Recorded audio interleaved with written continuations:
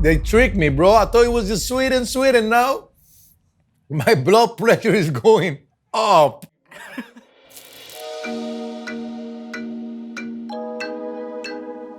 Hey, what's going on, everybody? For First We Feast, I'm Sean Evans, and you're watching Hot Ones. Es el show con preguntas calientes y alitas de pollo aún más calientes. And today we're joined by J Balvin. He's the prince of reggaeton and the king of streaming worldwide, as well as a 5-time Latin Grammy Award winner. His latest album, Colores, is out now. The newest singles, Maji and Vuh-Nay-No. And as always, the case with J Balvin, more new music on the way. But first, a gauntlet of very spicy chicken wings. J Balvin, welcome to the show. Thank you, my man. I appreciate it, man. So grateful to be here. And let's go. Let's see how that goes, man. I always check what you do, man, and now is my time to be here. So let's do it.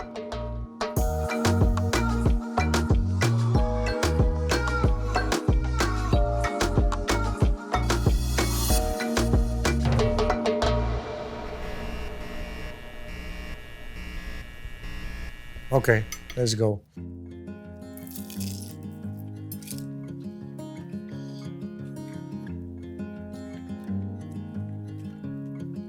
This is the first one? Oh my God.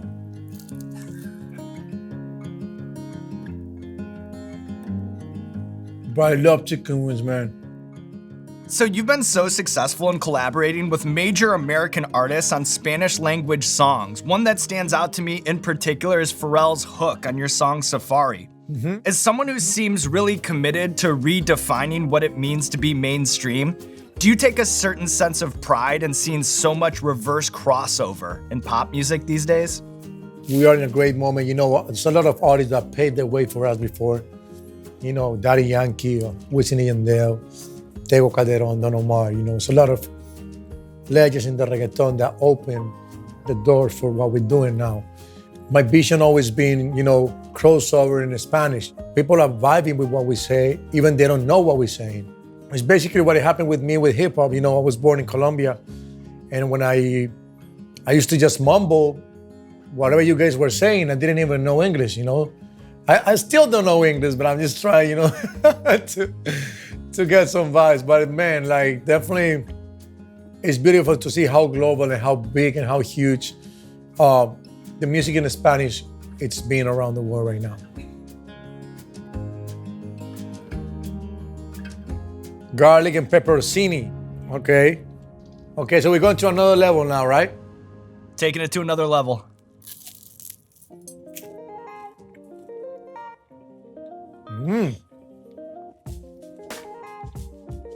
It's my favorite one in the lineup. But this is delicious, like... you doing me a favor right now, you know, like... Well, you know, for now, J Balvin, you know, you might not be saying such nice things as we move on down the line here. So because of your meteoric rise, some music fans might think of you as an overnight success story, but those who followed your journey know that it was a nearly 10-year-long grind before you really started to break through as an artist. What do you remember about the Infinity Music days of camping out outside of radio stations and printing your own CDs? Besides being the artist, I used to be my own manager, you know, and using my name Jose, speaking in the name of J Balvin, you know, so I was just picking up calls like, yeah, you know, like, oh, you want J Balvin? So yeah, let me talk to him. If the schedule is good, let's see what J Balvin thinks, you know, but it was me. That's where maybe El Negocio was born, you know? Yes, 100%. You know, that's because people used to be like, whoa, man, like you do everything, you know, like you're the businessman, you know, like, and so someone one day called me, oh, you're El Negocio, man. I'm like, whoa, I like that quote, you know? So it's been a process, you know? It's nothing that it was just like from one day to another, you know? So it's really dope, man, that I can say that I have history.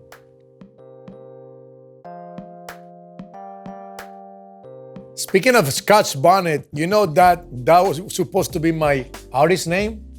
What? Yeah, it's funny. When I was looking for my name, I had a friend, you know, his name is Fat Al. He's a rapper, and he was like, bro, you should have like a name like, you know, a spicy name like Scotch Bonnet. And this is the first time that I actually, get the, see what you're talking about, what he was talking about. So now let's taste it. What could have been? I could have been interviewing Scotch Bonnet today. Yeah. Yeah, true. Like, yeah, we're here with Scotch Bonnet.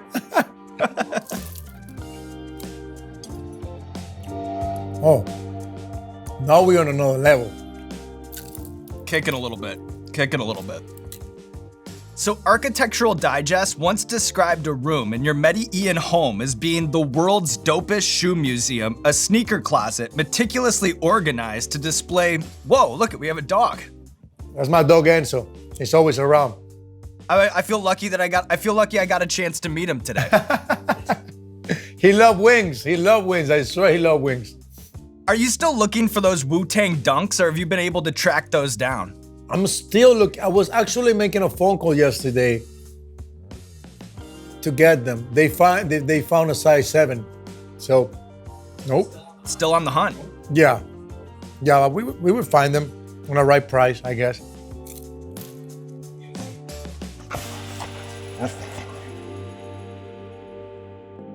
That name is scary. Oh my God. Okay. Favorite garlic and pepperoncini, and now Hellfire is a good one.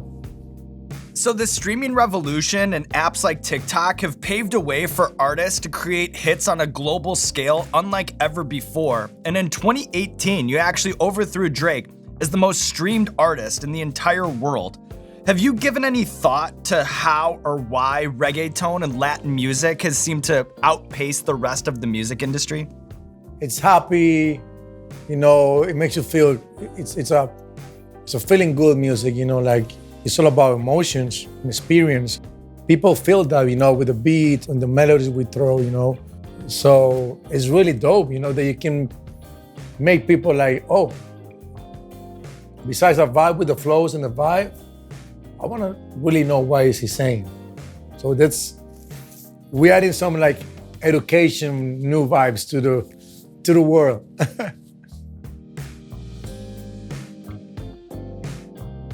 Now we're talking, it's in Spanish. Oof. This one is actually amazing. You dig it? I think I know what you're doing. You're playing with me. You like, let's give her a little, nice taste, little spice, and then boom. J Balvin, he knows how the game is played. All right, J Balvin, we have a recurring segment on our show called Explain That Gram, where we do a deep dive on our guest's Instagram, pull interesting pictures that need more context. So I'll show you the picture. You just tell us the bigger story. So last month, he turned Canelo Alvarez's entrance into a full-blown concert. Did you guys discuss which songs to perform in order to set a vibe for his fight? Okay, now I'll start feeling it. Canelo is right now one of the biggest fighters in the planet, and it hits at his peak. Okay. And he called me, he was like, do you want to sing in my fight? I was like, bro, I've been waiting for this moment for like 10 years. What are you talking about? Yes, it was more than a statement. Like first time Canelo brings, one of his favorite artists to the ring, and he killed it. Yeah, no, yeah. Speaking of statements, like the song I think might have lasted longer than the fight. Yeah, it's true. But this is crazy because when I talked to him, he definitely told me like, listen, I'm gonna knock him out at the 3rd round. I was like, what are you talking about, man? Like, he was like, listen, I know, I've been training, I've been studying. And on the 3rd round, Canelo's daughter approached to me and she was like, I love your songs. And she started singing my songs. And she was keep singing and singing my song. You're like, oh my God, thank you. And boom, I saw there and he knocked the guy in the 3rd round. And we're like, what happened?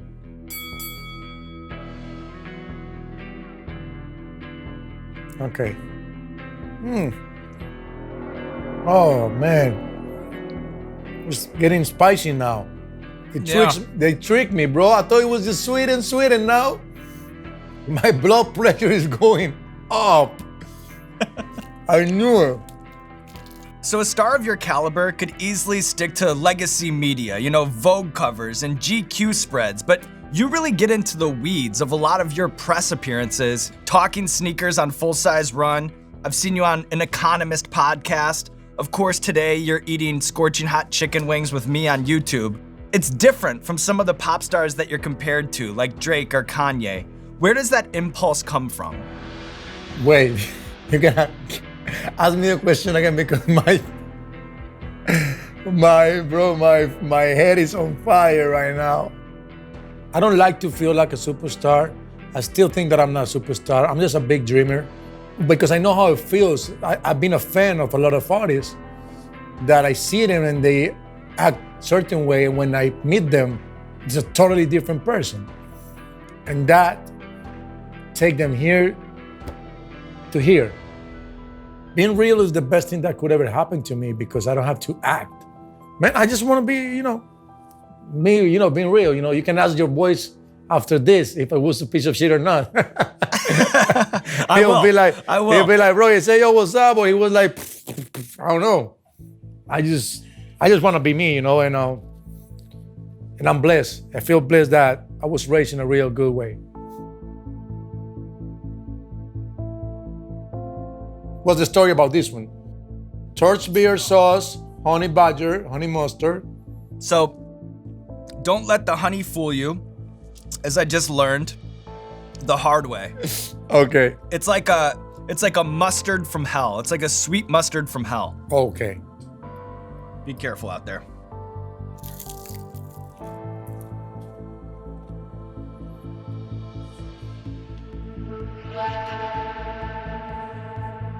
Oh, bro, this is dangerous. Yeah. I'm gonna try a little bit. Whoa! Oh my God, I'm getting chills and shit. Yeah. So you're widely recognized for your personal style, but one of the most underrated things about J Balvin, in my opinion, is your watch game, which has been chronicled and acclaimed by watch experts and collectors all over the internet. I once saw you wearing a rainbow Daytona with the white gold, and I don't know a ton about watches, but I do know that one is extremely rare. Of all the watches that you own, which one was the most difficult or challenging to track down? The most difficult one, it was a gift that someone gave it to me. A guy came to me and was like, listen, I respect you a lot and I want to give you this as a gift. I was like, listen, I cannot receive it. I don't want you to owe you no favor. He was like, if you don't receive it, you're not going to get out of this country. So, and I know he was saying for real. So I said, okay, I'm going to get it, okay. But the story is beautiful because I asked him, like, how does it feel to be so powerful at your age? He was my same age, and he answered me with the same question. How does it feel to be so powerful at your age? And I was like, oh, bro, you're right. The power of music and the power that we have touch everybody's people's life, So that is a richer meal. You just want in the world. I wasn't looking for it. Life just worked in a mysterious way. Which is the better Swiss watchmaker in your opinion, AP or Patek? Well, that's a good question. I mean, historically, Patek, they haven't changed the shape to take new buyers. They just keep it real and they keep it as simple as the original shape. It's like when we're talking about a Jordan 1. Right. They still, they might change some colors, they might change something, but the shape is the shape, and that's what it makes it classic. But definitely AP, they do grow with the new generation, which I think is cooler too, I vibe with both.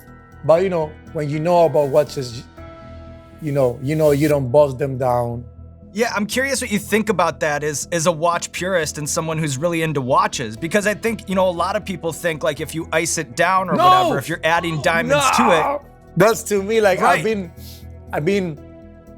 I'm always like, I love to see my boys growing up in the game, like artists that I've been supporting since day one. So they, when they start getting money, they start like icing, bust down all the first Rolex and the first AP and the first whatever. add $1 million in diamonds if you want. The real price of that watch is going down because it's not original. You know, like every time I see like someone with a watch that is beautiful and they add diamonds, I'm like, no, bro, you did not touch that. So please keep your watches original, you know, respect the art, respect the legacy.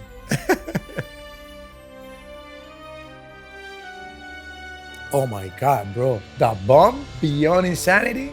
This is the video that everybody wanna watch. Cheers, my G. Cheers. Cheers, J Balvin. Okay. Oh. Yeah.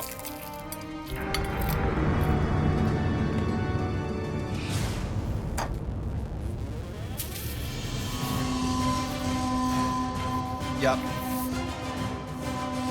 This is toxic, bro. What?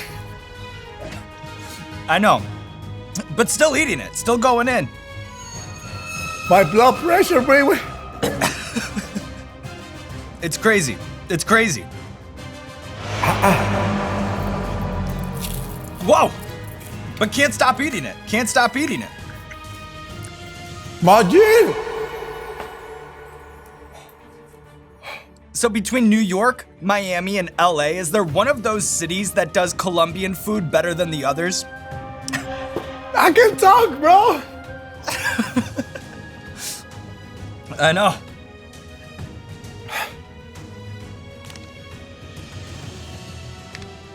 New York, LA.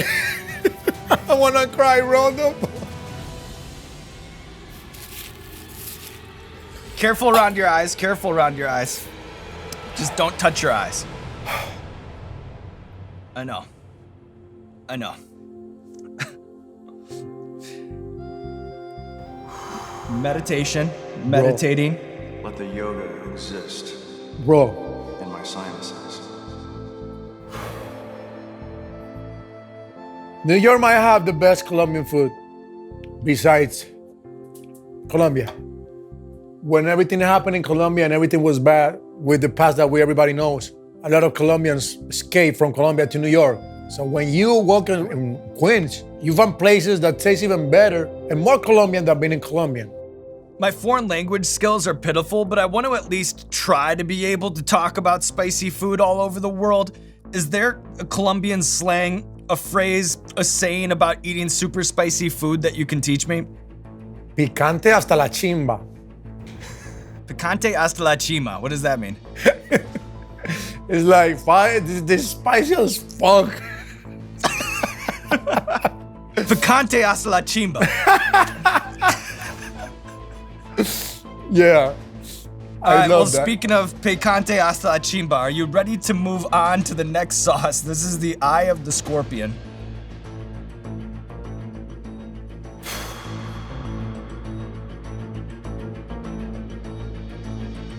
Let's go, let's go, let's go, let's go. I mean, I already been through this hell. I already seen the devil. I talked to him for a while. Which one is this one? Eye of the Scorpion, hot sauce. Smells, but it's powerful, like, yeah, really close to hell. Be careful, be careful. Yeah. Okay, let's go. Just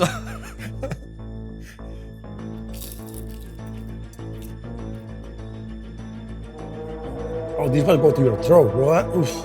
Yeah. catches it, but still going in. Just still cleaning every wing. I'm very, Oh my God. yeah. No, again? You've said that style is a passion of yours on the same level as music, and to your credit, you have some of the best merch in the entire music industry. If you were to create a capsule collection of hot ones, what would it look like? I'll grab a pen so I can take some notes. Could be like a lot of flames with different colors. You know, like the red, the blue, the orange, the, you know, like maybe around here, you know, like different, like, or just like one big flame here that it show like the degrees of how they're going up and up and up and up and up and up and up. A Scoville scale, like that'll measure how spicy something is, like a Scoville hoodie. But that's something quick. If you want to take a seed, you know, and we might come up with some crazy ideas, of course, but The scale is dope. Oh.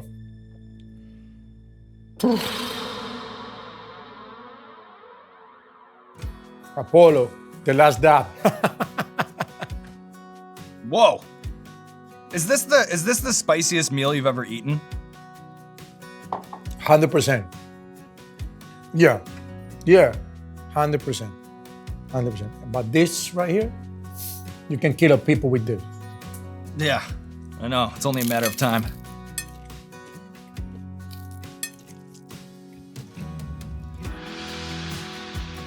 Apollo is no joke. Right. All right, J Balvin, we're just about to send you to a cryogenic chamber to recover, but before we send you on your way, your career, it's taken you around the world. You've gotten to work with so many industry titans and met a bunch of heroes along the way. Notably, one that's of interest to me is that you met the defining members of the Chicago Bulls dynasty, all of them. Dennis Rodman, Scottie Pippen, and Michael Jordan. I think I know the answer to this question, but just to make it official, which one of those Bulls legends left the biggest impression on you and why? With Michael Jordan, I stayed like 4 or 5 hours talking with him in Paris the whole night. So I had the chance to really get to know a little bit of this legend. Dennis, the coolest, man. Just as you see it. Scottie is definitely such a gentleman, man. Such a gentleman, man. And Michael has a little bit of all of them. You can see like the craziness a little bit, but you see the gentleman, but you see the attitude that that he know who he is and he know he is a living legend. I love all three, but definitely can say that I had a real long talk with Michael Jordan. That's the legend right there. And a hot sauce legend in the making, and J Balvin taking on the wings of death and living to tell the story, the spiciest meal he's ever had in his life. But he completed it, and he really completed it. And now, J Balvin, there's nothing left to do but roll out the red carpet for you, my friend. This camera, that camera, probably just the one you're looking at. Let the people know what you have going on in your life. Listen, I had a blast. This is amazing. I just try. How many? 1, 2, 3, 4, 5, 6, 7, 8, 9, 10. 10 different types of hell in your mouth. We're such a talented guy that knows the right questions and knows what's up with your career. So, man, I'm blessed. Thank you. Thank you for the opportunity to be here. If I'm not mistaken, I'm the first Latino with you. You're the first Colombian. The first Colombian ever on Hot Ones. Let's go. So, Colombia represent, Latino gang. Thank you so much. Love it, man. Thank you, my G. Great job, J Balvin. Great job. I got one of my best friends here. He's gonna try this one because he's so nice. He's a guy that likes spicy things. Okay, Andres. This is my best friend, Andres. Can you? Okay. This is my gift to you. Thank you. That's show how much I love you. Okay? Let's go.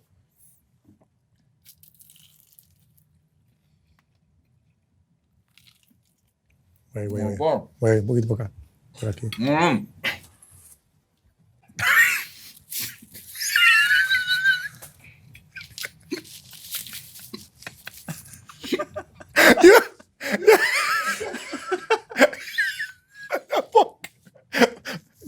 You doing hippo? Wait. I told you, bro, this is the hell.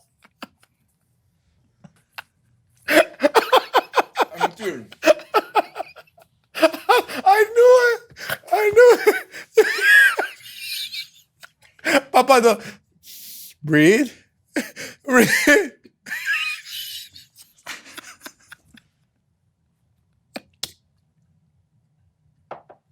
This is real, and I